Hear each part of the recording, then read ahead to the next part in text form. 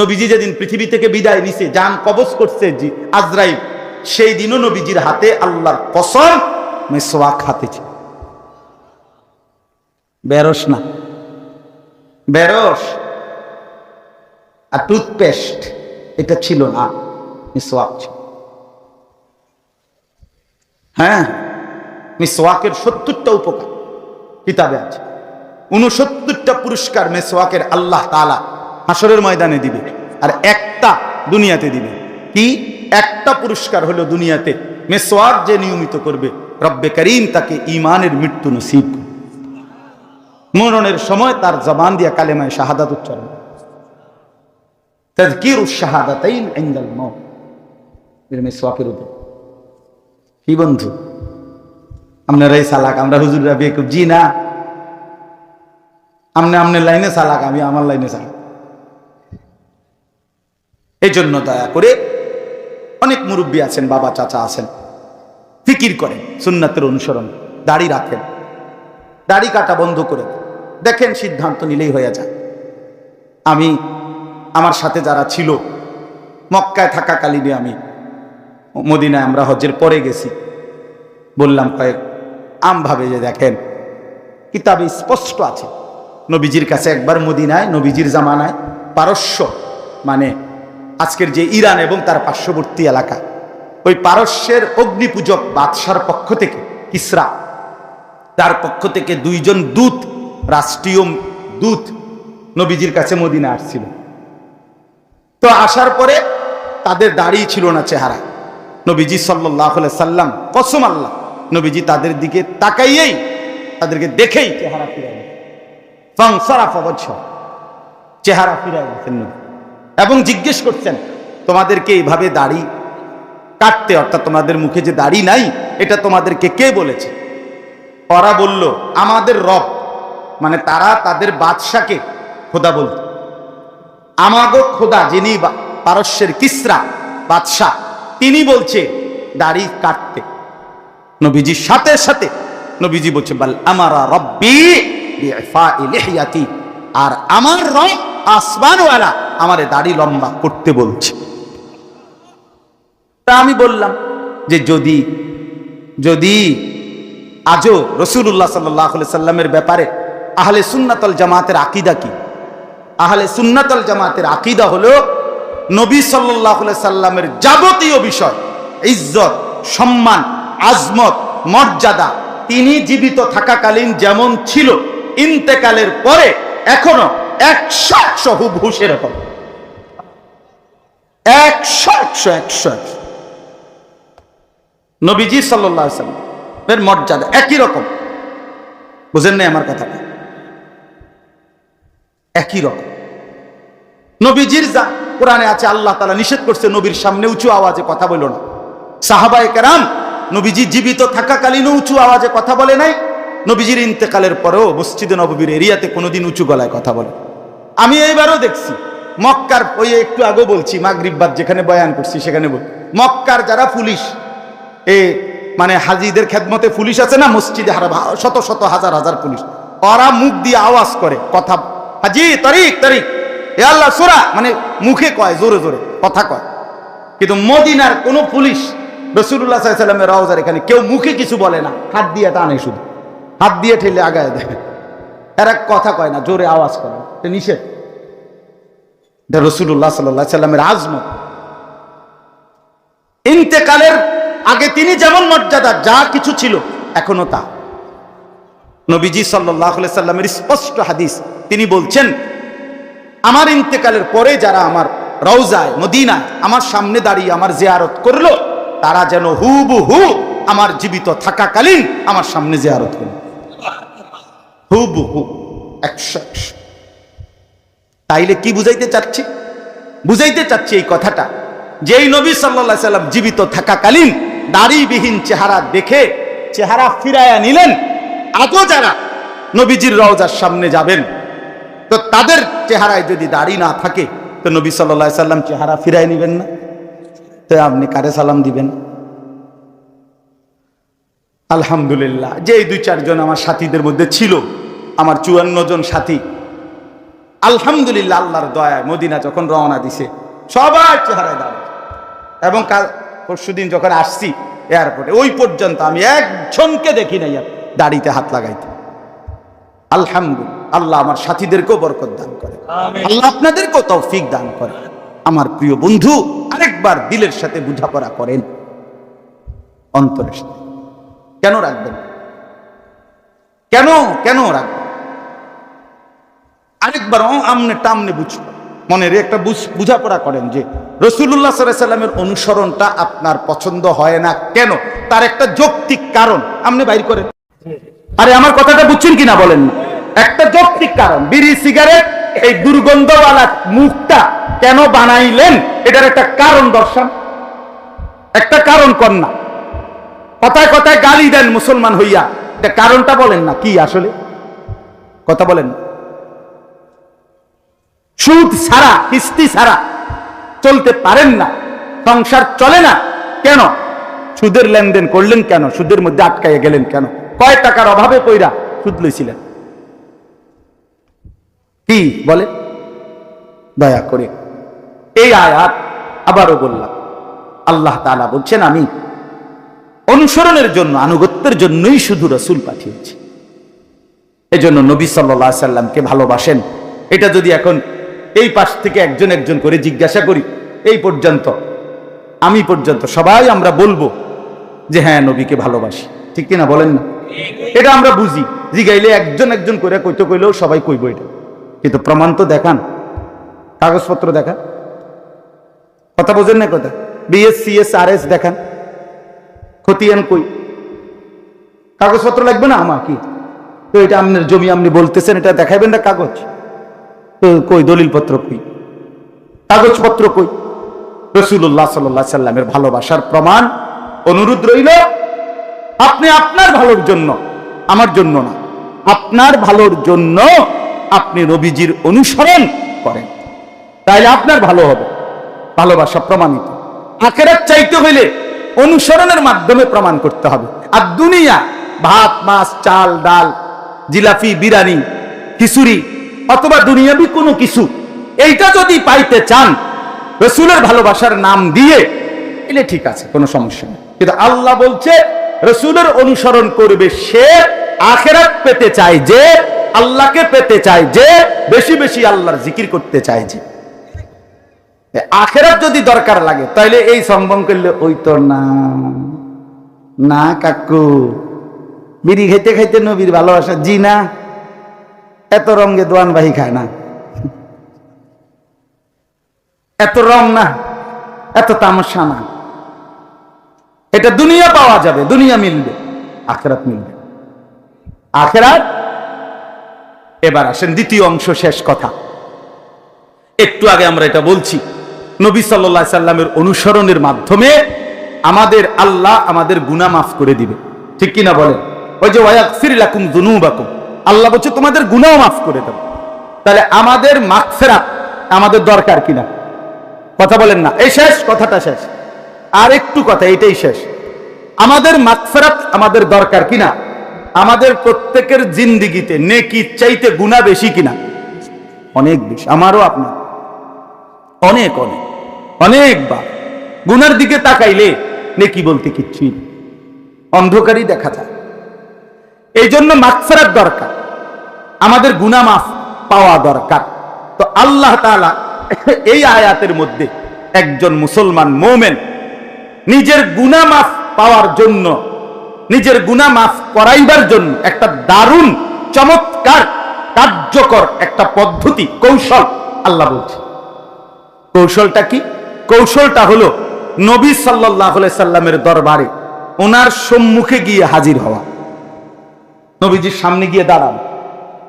নবীজির সামনে গিয়ে দাঁড়াইয়া কেউ যদি আল্লাহ তাআলার কাছে নিজের গুনাহ মাফ চায় আর সাথে দিল থেকে এটা বলে, হে আল্লাহর রাসূল, আপনাকে সামনে নিয়ে আমি আল্লাহর কাছে আমার গুনাহ মাফ চাচ্ছি, আপনিও লগে আমার জন্য আল্লাহর কাছে একটু সুপারিশ করেন, আমারে আল্লাহ যেন মাফ করে দেন।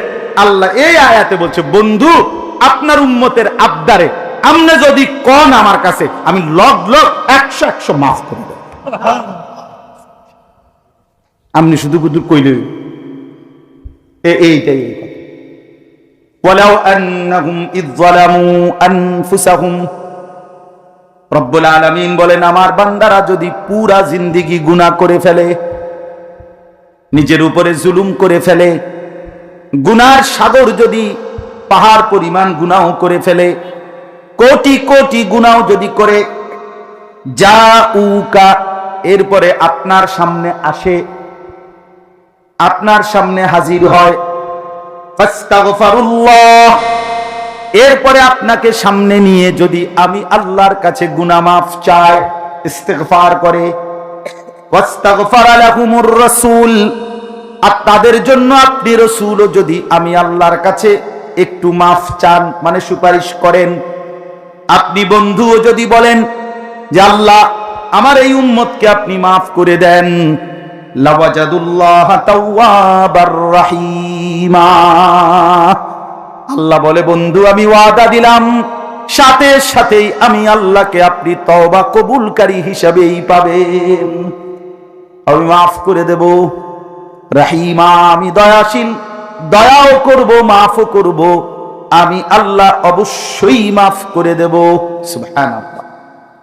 কেন মদিনা গেলাম, কেন মদিনা যাব, কেন নবী সাল্লাল্লাহু আলাইহি সাল্লামের রওজার সামনে দাঁড়াবো? এই জন্য আমার যে গুনাহ মাফ দরকার, দরকার না? আমার যে মাগফিরাত দরকার, আমার যে জাহান্নামের আযাব থেকে বাঁচা দরকার, এই জন্য যাও, এই জন্য যাওয়া, এই জন্য যাও। এই জন্য রাসূলুল্লাহ সাল্লাল্লাহু আলাইহি ওয়াসাল্লামের একটু আগে বললাম সমস্ত উলামায়ে কেরাম এই ব্যাপারে একমত, যেই কোনো ব্যাপারে নবীজির জীবিত থাকাকালীন যেই হুকুম ইন্তেকালের পরেও সেই হুকুম। কথা বোঝেন না? তাহলে আল্লাহ বলছে আপনার সামনে এসে যদি কেউ মাফ চায় আমি আল্লাহর কাছে, আপনিও যদি বলেন তাইলে আমি মাফ করে দেব। এটা জীবিত থাকাকালীন যেমন, ইন্তেকালের পরে এখন রাসূলুল্লাহর মদিনার রওজা আতহারের সামনে দাঁড়াইয়া বললে, আর নবী যদি আমার দিলের দরদ আর ব্যথা দেখে, নবীর মহব্বত অনুসরণ দেখে, আর রাসূল সাল্লাল্লাহু আলাইহি সাল্লাম যদি কুদ্দুর বলে, খোদার কসম আল্লাহ মাফ করে দেবে, মাফ করে দেবে।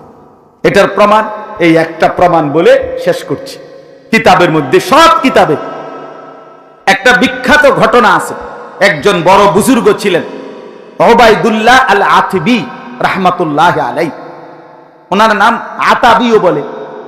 তো এই বুজুর্গ আল্লাহর ওলি, আল্লাহর এক নেক বান্দা, নবীজি সাল্লাল্লাহু আলাইহি সাল্লামের ইন্তেকালের পরে একবার এই বুজুর্গ নবীজির রওজা শরীফ মদিনা, নবীজি সাল্লাল্লাহু আলাইহি ওয়াসাল্লামের রওজার পাশে দাঁড়িয়ে আছেন। তো এই অবস্থায় একজন সহজ সরল মুসলমান, সাধারণ মুসলমান, এই লোকটা আয়েশা নবীজি সাল্লাল্লাহু আলাইহি সাল্লামের রওজার সামনে সেই লোকটা এসে দাঁড়াইছে, এই বুজুর্গও পাশে দাঁড়ান। শুনতেছেন কথাটা? এইটাই শেষ কথা, এই শেষ ঘটনাটা বলতেছি। সব কিতাবে আরবি, উর্দু, বাংলা নবীজির মদিনার ফজিলত, জিয়ারতের ফজিলতের উপরে যত কিতাব আছে না আছে এই কথাইটা, ঘটনাইটা। তো এই লোকটা ওই যে সাধারণ গ্রাম্য সহজ সরল মুসলমানটা আইসাই, আহাম্মক কথা বলো কেন, ফালতু কোথাকার বেটা,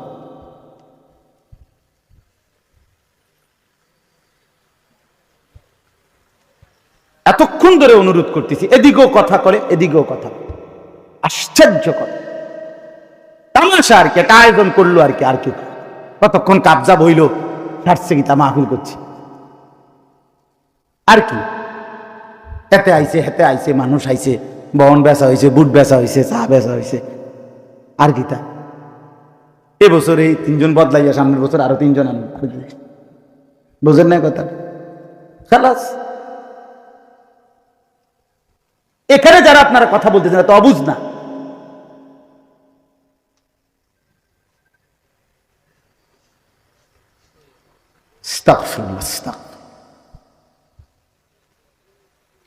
আমি এমনিতেও পারতাম, দোয়া করে দিতাম, অসুবিধা কি ছিল? আমারে আমার মাওলানা মাহমুদ ভাই, বিশ্বাস করেন না, আমি মদিনা শরীফ থেকে যখন রওনা দিছি রবিবার দিন, তখন আমাদের ফ্লাইট হলো রবিবার দিবাগত রাত 2:30টায়। মানে সৌদি আড়াইটা, সকাল 8টা বাজে বাসে উঠে গেছে।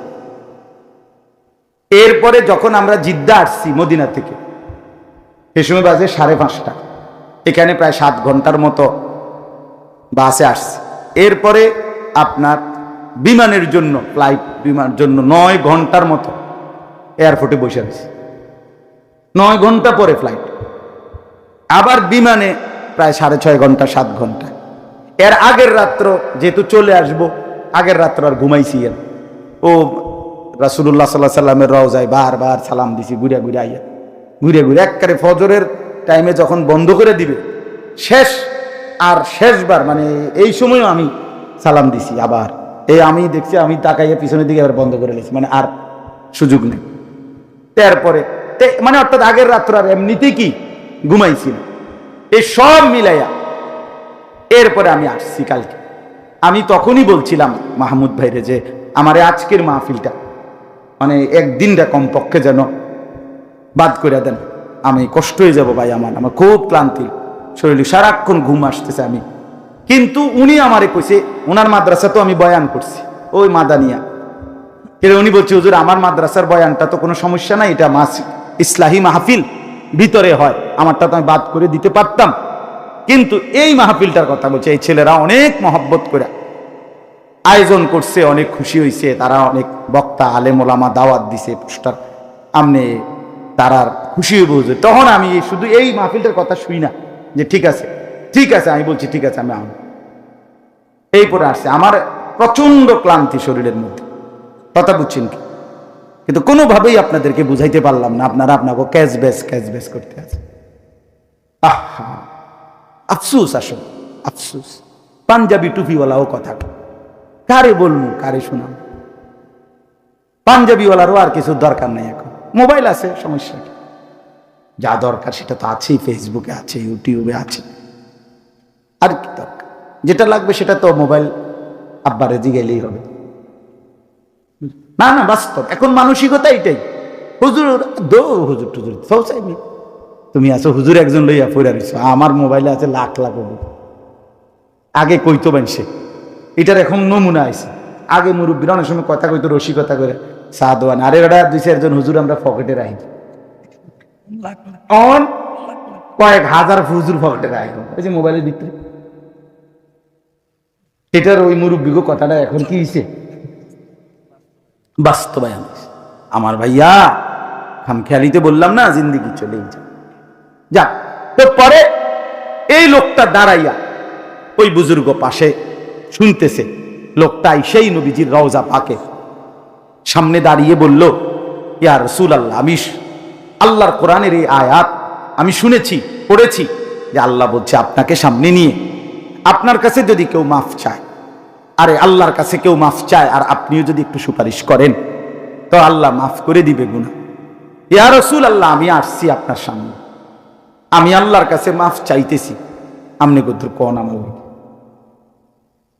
এই লোকটা বলছে, ও সাধারণ, যে আমনের কাছে আমার অনুরোধ, আমি মুস্তাগফিরান বিযুনুবি, আমি আমার গুনাহের জন্য মাফ চাচ্ছি, ওয়া মুস্তাশফিআন বিকা ইলা রাব্বি, আর আপনার কাছে আপনার মাধ্যমে আল্লাহর নিকট বলার জন্য আপনার কাছে একটু সুপারিশ চাচ্ছি।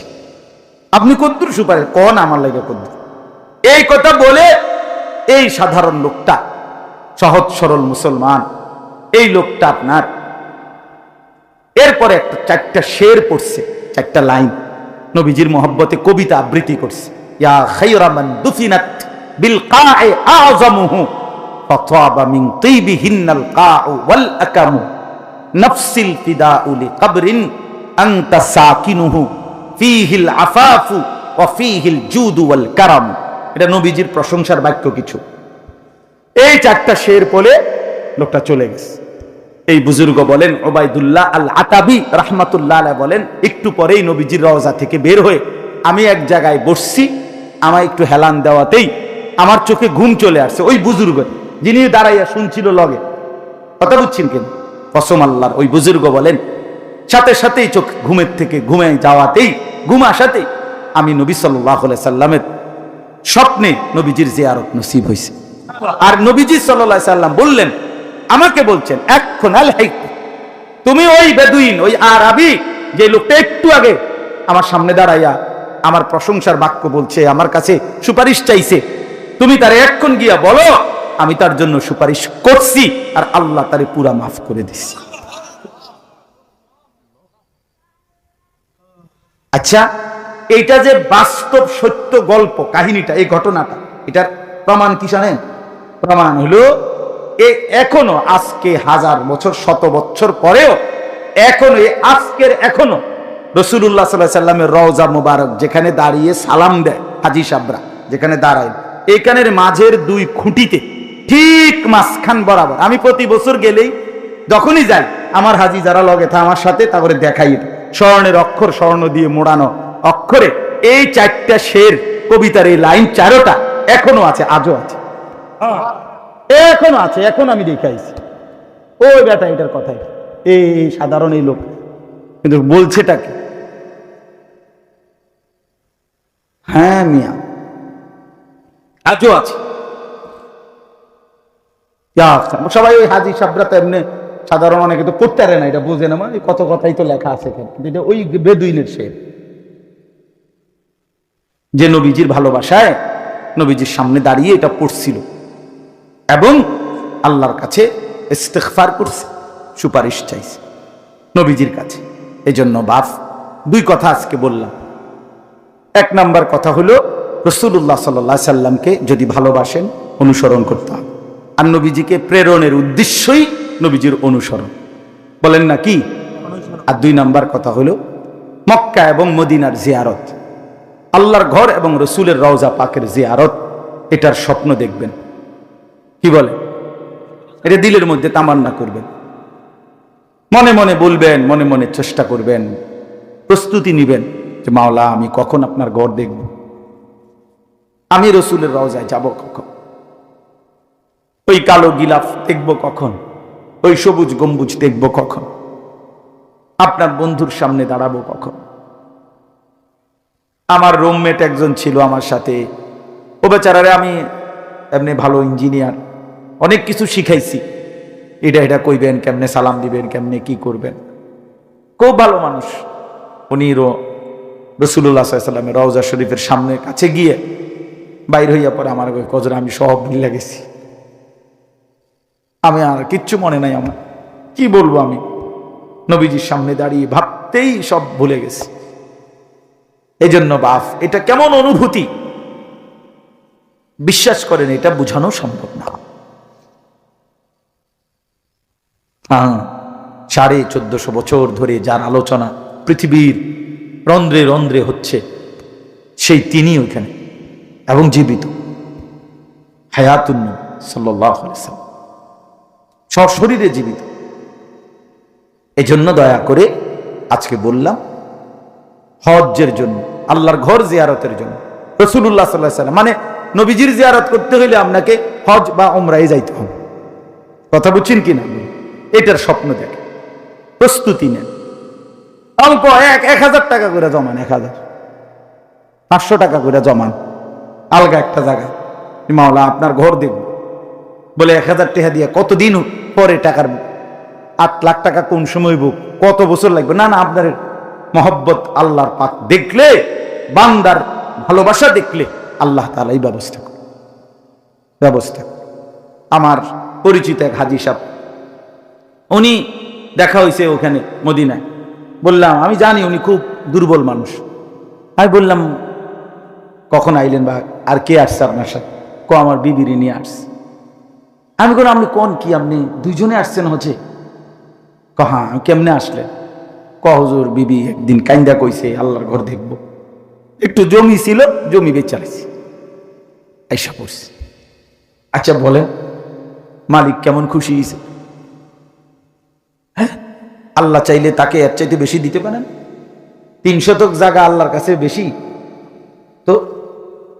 এই জন্য দয়া করে এখন থেকেই স্বপ্ন দেখেন যুবক ছেলেরা, তোমরাও ভাইয়া, কত কিছুই তো দেখতে মন চায়, কক্সবাজার দেখতে মন চায়, কুয়াকাটা দেখতে মন চায়, কত বাংলাদেশের বা বাহিরের কত চাকচমক, কত বিনোদন পার্ক, কত কিছু দেখতে মন চায়। তো কালো গিলাফ আল্লাহর ঘর,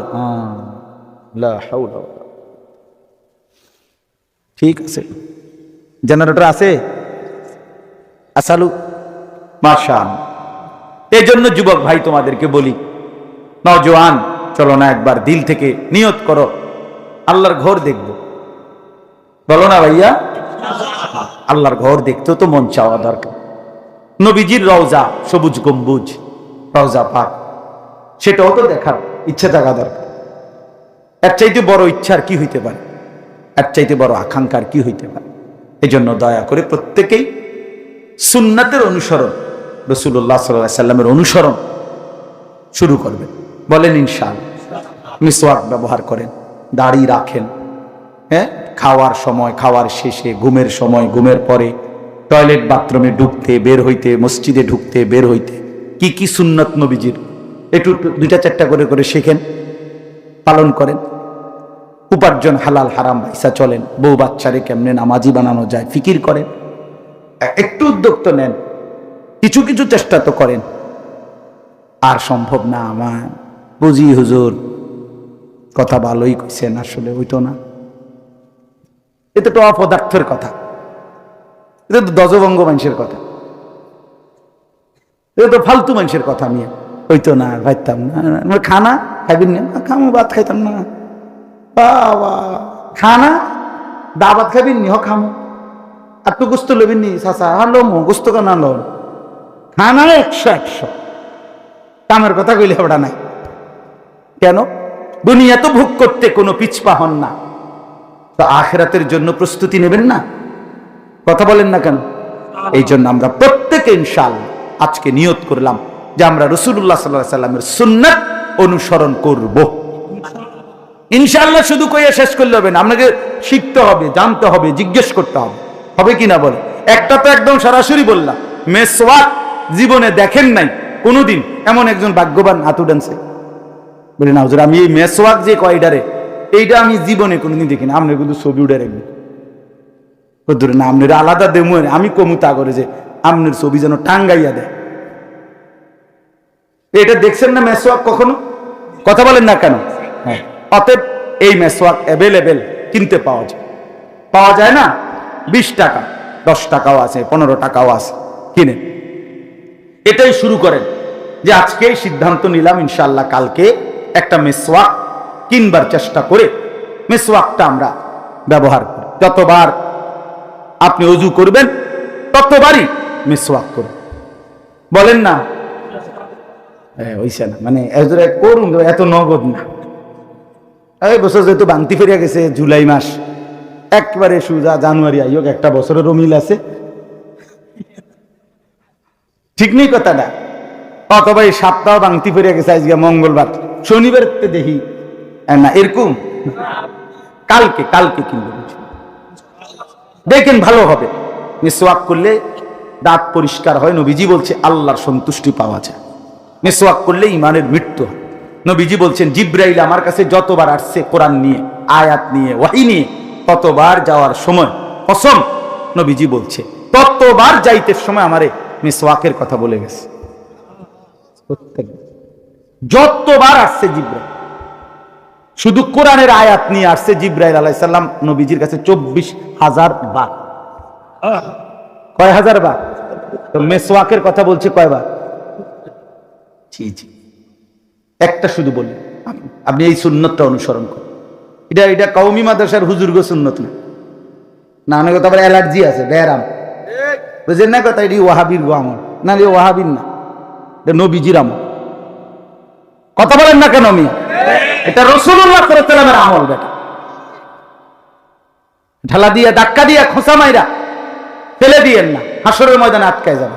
দুনিয়া চলবে মিয়া, বাপ মাছ গরুর গোশত ভারবের মুরকা, ইডি বন্ধ হইতো না, ইডি চলছে বালায়, খানা দানা আটকাইতো না, আখিরাত আটকায় যাবে, পরকাল আটকায় যাবে। আজকে সবক সুন্নত মোতাবেক জীবন গড়ব ইনশাআল্লাহ। মক্কা মদিনার সফর, আল্লাহর ঘরের জিয়ারত, রাসূলুল্লাহ সাল্লাল্লাহু আলাইহি ওয়াসাল্লামের জিয়ারতের স্বপ্ন, প্রস্তুতি, চেষ্টা, আকাঙ্ক্ষা করব ইনশাআল্লাহ। আল্লাহ আমাদেরকে তৌফিক দান করেন। আলহামদুলিল্লাহ রাব্বিল আলামিন। আল্লাহুম্মা আনতাস সালাম ওয়া মিনকাস সালাম।